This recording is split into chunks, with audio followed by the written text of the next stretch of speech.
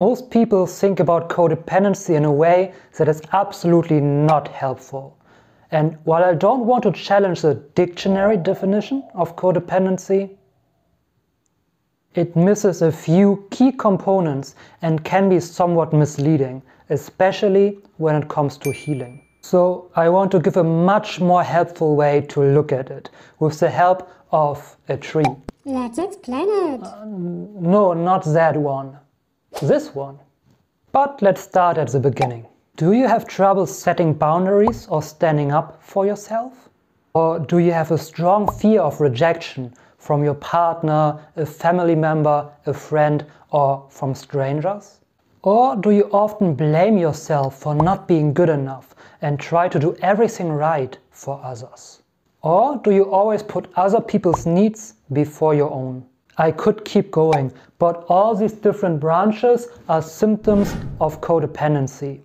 That doesn't necessarily mean you struggle with all of them, but likely with a few. So the main question now becomes, what can you do to heal these different symptoms and not struggle with them anymore? And we'll get into that in just a moment, but I need you to understand that dealing with symptoms will not get you anywhere. And unfortunately, this is what most people do. They just focus on the symptoms, especially on this symptom up there. And they think that codependency only has to do with their toxic relationship, but you can see it's much more than just that. From today, symptom treatment ends for you. Instead, let's focus on one of the 2.5 main principles that this channel focuses on. Let's get to the root cause of the actual problem. Yes, let's get to my roots. Go away, my skills aren't good enough to animate you. This is embarrassing. Anyway, it's important to understand that codependency almost always stems from childhood wounds and trauma. But what does that actually mean? If you, in your childhood, experienced conditional love withdrawal, or an emotionally unstable environment, this can lead to you developing codependency. Now the important thing here is that's all about how your subconscious interprets different situations. And your parents maybe are great, maybe they have tried their best, but that's not important here. The important thing is, again, how did your subconscious interpret different situations in the moment in your childhood when they happened?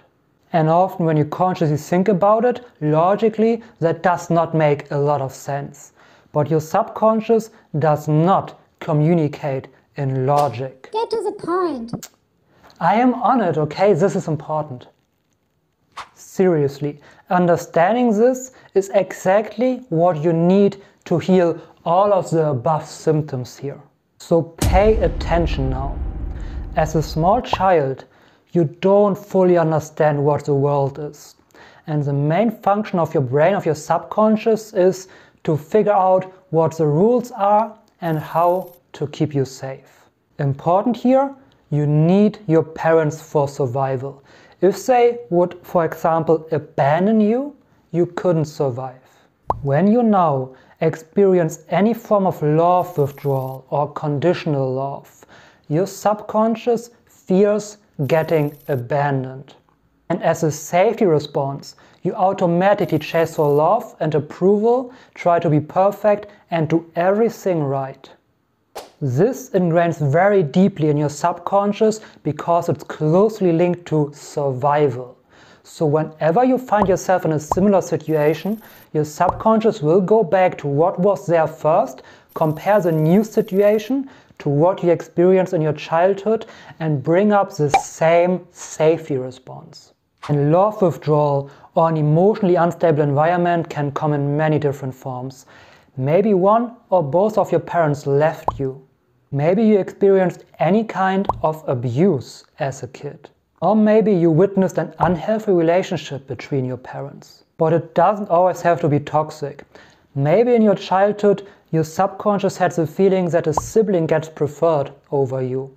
But it can also be as simple as your parents expecting you to bring home good grades.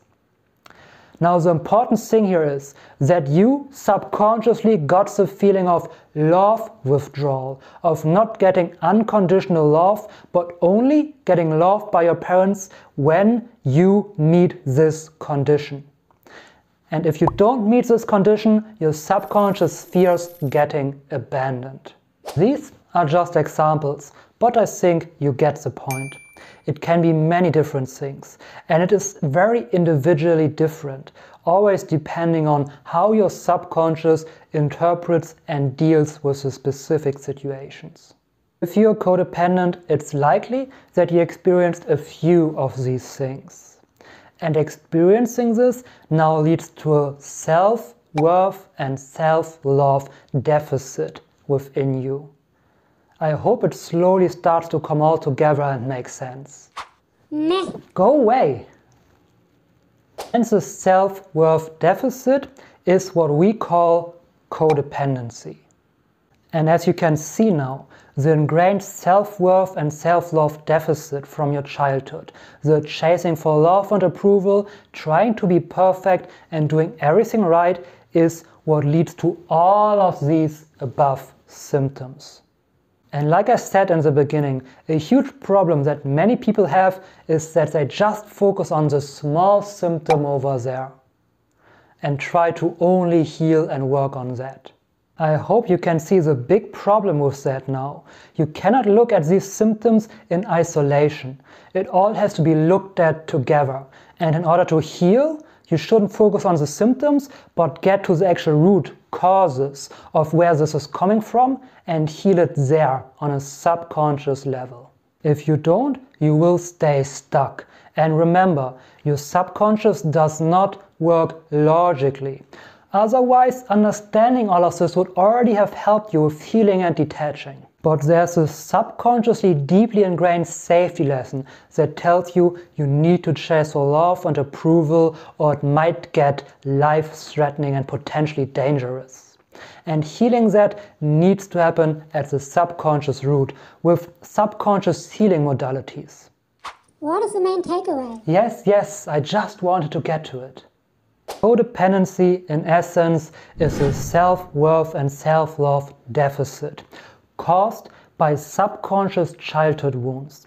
In order to heal it, you need to get to the root and stop focusing on the symptoms and put Band-Aid on top of Band-Aid on top of Band-Aid on your deep inner wounds. A lot of the things I explained in this video come from the book The Human Magnet Syndrome by Ross Rosenberg. If you want to learn more about that, and specifically about how codependents and narcissists attract each other like magnets, I'll put a link to the book in the video description down below. Remember, to heal all of this, you need to get to the root causes and heal them on a subconscious level. But the subconscious does not communicate logically. I personally use hypnosis for the subconscious healing, and it works amazingly well and relatively fast. Unfortunately, this is nothing that you can really use on your own. But if you want to start healing triggers on a subconscious level so that you can sustainably detach from them, you can find a quick and easy to use technique right over here.